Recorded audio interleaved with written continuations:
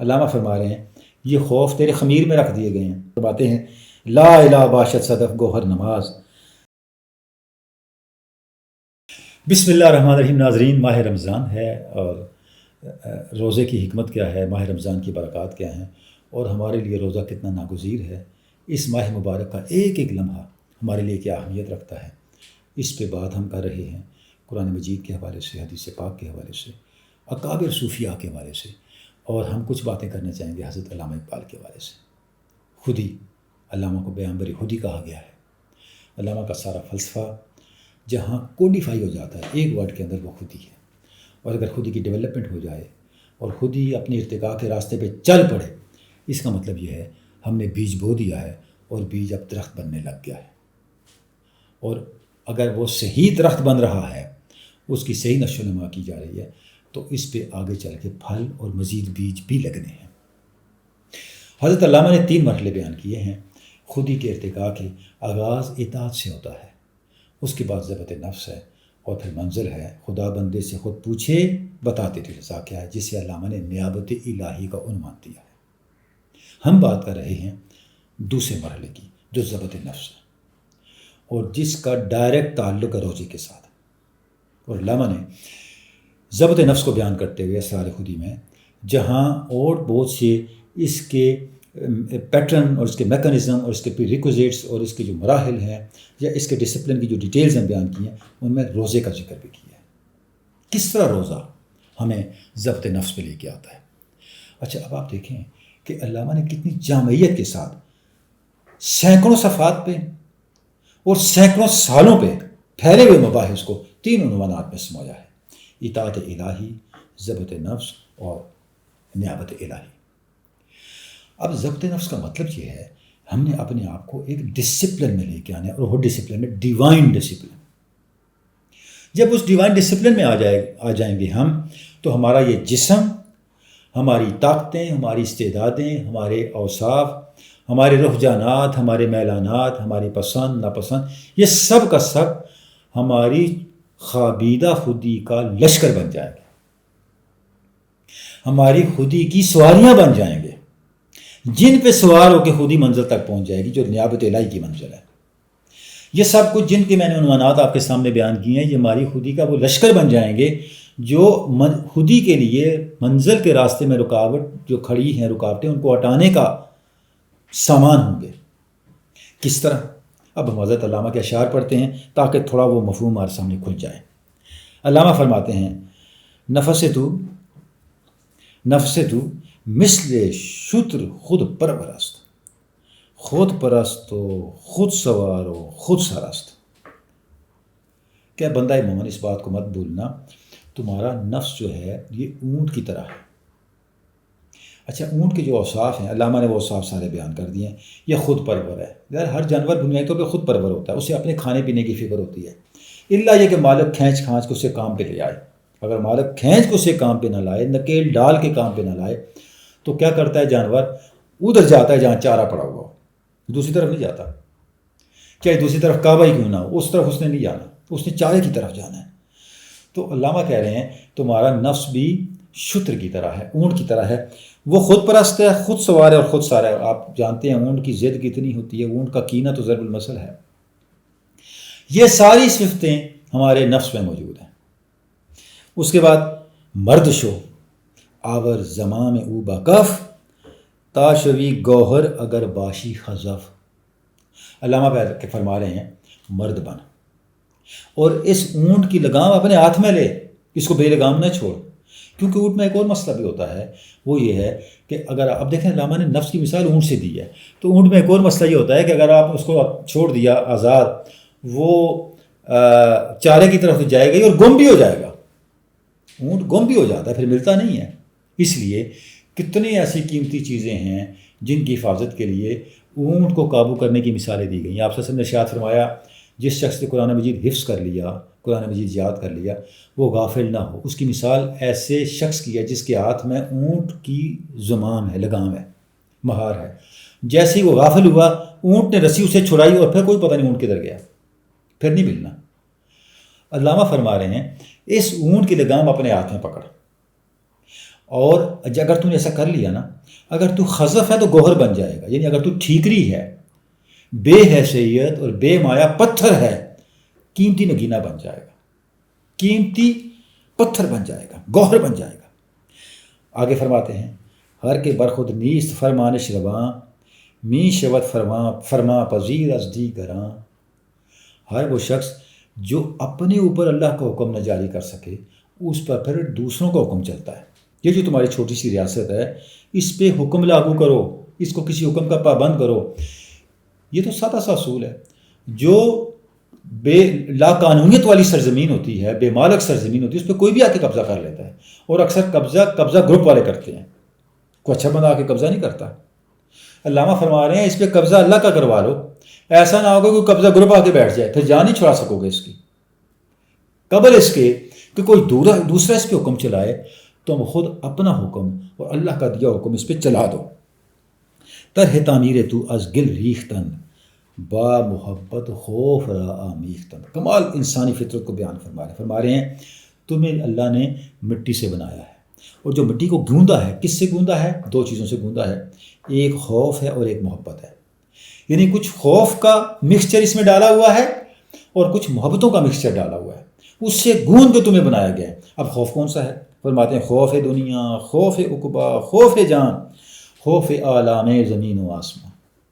دنیا کا خوف تیرے اندر رکھ دیا گیا ہے، آخرت کا خوف تیرے اندر رکھ دیا گیا ہے، لوگوں کا خوف تیرے اندر رکھ دیا گیا ہے، زمین و آسمان کے مسائل کا خوف تیرے اندر رکھ دیا گیا۔ اب دیکھیں پورا پیکج جو انسان کی آزمائش کا ہے، اللہ رب العزت نے ارشاد فرمایا وَلَنَبْلُوَنَّكُمْ بِشَيْءٍ مِّنَ الْخَوْفِ وَالْجُوعِ وَنَقْصٍ مِّنَ الْأَمْوَالِ وَالْأَنفُسِ وَالثَّمَرَاتِ۔ 5 چیزوں سے انسان کو آزمایا جائے گا، اور وہ 5 خوف ہیں جو انسان کو ہلا کے رکھ دیتے ہیں۔ علامہ فرما رہے ہیں یہ خوف تیرے خمیر میں رکھ دیے گئے ہیں، اور خوف اور محبت کو ملا کے رکھا گیا۔ محبت کس کی رکھی گئی ہے؟ حب مال و دولت و حب وطن، حب خیش و اقربا و حب زن۔ تمہارے اندر مال کی محبت رکھ دی گئی ہے، اولاد کی محبت، وطن کی محبت، عورت کی محبت۔ زُيِّنَ لِلنَّاسِ حُبُّ الشَّهَوَاتِ مِنَ النِّسَاءِ۔ ناظرین آپ دیکھیں یہ دونوں اشعار قرآن مجید کی 2 آیات کا بیان ہے۔ پہلا شعر وَلَنَبْلُوَنَّكُمْ کا شعری ترجمہ ہے، اور دوسرا شعر زُيِّنَ لِلنَّاسِ حُبُّ الشَّهَوَاتِ مِنَ النِّسَاءِ کا ترجمہ ہے، کہ ہم نے لوگوں کے لیے کچھ چیزیں آراستہ کر دی ہیں۔ کیا کیا آراستہ کر دی ہے؟ زُيِّنَ لِلنَّاسِ حُبُّ الشَّهَوَاتِ مِنَ النِّسَاءِ وَالْبَنِينَ وَالْقَنَاطِيرِ الْمُقَنطَرَةِ خیل المصومہ۔ ہم نے عورتوں کی محبت تمہارے اندر رکھ دی ہے، تمہاری اولاد کی محبت، مال کی محبت، اور تمہاری نشان زدہ سواریوں کی محبت رکھ دی ہے۔ اور آپ دیکھیں نشان زدہ سواریاں قرآن مجید میں گئے۔ آج بھی ہم چاہتے ہیں ہماری گاڑی کا نمبر 1 ہونا چاہیے، ہماری گاڑی کا نمبر 1 ہونا چاہیے، 7 ہونا چاہیے، فلاں ہونا چاہیے، نمبروں پہ جھگڑے۔ تو اب قرآن مجید نے بہت پہلے کہا کہ یہ جو اسٹیٹس کانشیس ہونا ہے، اسٹیٹس سے محبت۔ علامہ وہی کہہ رہے ہیں حب جاہ، یعنی وہ ساری باتیں 2 آیات کی قرآن مجید کی علامہ نے 2 شعر میں بیان کر دی ہیں۔ آگے فرماتے ہیں امتزاج ما و تین تن پر برست، کشتہ فحشا ہلاک منکر است۔ فرماتے ہیں یہ جو ماء و تین سے تمہیں بنایا گیا، ماء کہتے ہیں پانی کو اور تین کہتے ہیں مٹی کو، اگر تم صرف یہاں تک رک جاؤ کہ تمہیں اللہ نے پانی اور مٹی سے بنایا، تو اس کا ایک ہی مقصد ہوگا تن پروری، کہ یہ جو مٹی اور پانی سے بنا ہوا پیکر ہے اس کو پالا جائے، اس کو پوسا جائے، اس کو سجایا جائے، اس کو طاقتور کیا جائے، اس کو خوب مضبوط کیا جائے، اس کی آرائش لذتوں کا خیال کیا جائے۔ فرماتے ہیں اس کا نتیجہ کیا ہوگا؟ کشتہ فحشا و ہلاک منکر است۔ پھر جب آسائشیں مل جائیں گی، تن پروری ہو جائے گی، تو پھر اللہ کے جو منکرات ہیں جن سے اللہ نے روکا ہے اس کے راستے پہ جسم چل پڑے گا، نفس چل پڑے گا، جو فحاشی کے معاملات ہیں ان کے اس راستے پہ چل پڑے گا، اور اس کا نتیجہ ہلاکت ہے، تباہی ہے۔ آگے اب پھر فرماتے اس کا علاج کیا ہے؟ تا اسائے لا الہ داری بدست، ہر طلسم خوف را خواہی شکست۔ تمہارے ہاتھ میں اگر لا الہ کا عصا آ جائے تو کیا ہوگا؟ ہر خوف ختم ہو جائے گا۔ اب حضرت علامہ اس خوف کا اور اس محبت کا جو انسان کے اندر بت رکھ دیے گئے ہیں، ان کے خاتمے اور ان سے نجات کا راستہ بتا رہے ہیں۔ فرماتے ہیں اگر تمہارے ہاتھ میں لا الہ کا عصا ہو تو اس سے تم ہر خوف کے بت کو توڑ سکتے ہو، یہاں تک کہ ہر کے حق باشد جو جاں اندر تنش، خم نہ گردد پیش باطل گردنش، جس کے اندر حق موجود ہو اس کی گردن کبھی باطل کے سامنے نہیں جھکتی۔ تو حق کو اپنے اندر اسٹیبلش کرنے کی ضرورت ہے۔ آگے فرماتے ہیں خوف را در سینہ او راہ نیست خاطرش مرعوب غیر اللہ نیست. جس کے سینے میں اللہ کا خوف ہو اس کے سینے میں غیر اللہ کا خوف کبھی نہیں آ سکتا. دیکھیں ایک جگہ پہ ایک ہی چیزیں رہنا ہے نا. اب اس کرسی پہ میں بیٹھا ہوں دوسرا تو نہیں بیٹھ سکتا جب تک یہ کرسی خالی نہ ہو جائے. اگر دل اللہ کے خوف سے خالی ہوگا تو کوئی دوسرا خوف آ کے قبضہ کر لے گا. دل اللہ کی محبت سے خالی ہوگا تو کوئی دوسری محبت دل پہ آ کے قبضہ کر لے گی. کہتے ہیں ہر کے در عقلی میں لا آباد شد فارغ از بندے زن و اولاد شد. پہلے کیا کہا؟ اگر تمہارے پاس لا الہ ہو تو تم خوف کے بت توڑ دو گے. اب فرمارے اگر تمہارے اندر لا ہو تو تمہاری جو قید عورت کی محبت کی ہے اور اولاد کی محبت کی ہے تم اس قید سے بھی چھوٹ جاؤ گے, اس سے بھی نکل جاؤ گے. می کند از ما سوا قطع نظر می نہد ساتور بر ہلکے پسر. فرماتے ہیں اگر لا الہ کو تم سمجھ جاؤ نا تو تم اللہ کے علاوہ ہر چیز سے نگاہ اٹھا لو, بلکہ اگر حکم ہو تو بیٹے کی گردن پہ چھری بھی چلا دو جیسے ابراہیم نے کیا. یعنی اولاد کی محبت سے نکلنے کی انتہا یہ ہے اولاد کو چھوڑ دینا, اولاد کو قربان کر دینا. یہ تو بھی بڑے مرحلے ہیں, لیکن انتہا یہ کہ اپنے ہاتھوں سے اولاد کو اللہ کے لیے ذبح کر دینا, اس سے آگے تو کوئی حد نہیں ہو سکتی. فرماتے ہیں یہ لا الہ کا مطلب سمجھنے کا نتیجہ ہے کہ ابراہیم علیہ السلام نے اپنے بیٹے اسماعیل کی گردن پہ حلق پہ خود چھری چلا دی. با یک مثل ہجوم لشکر است جہاں بچش میں او زیبات ارزاں تر است.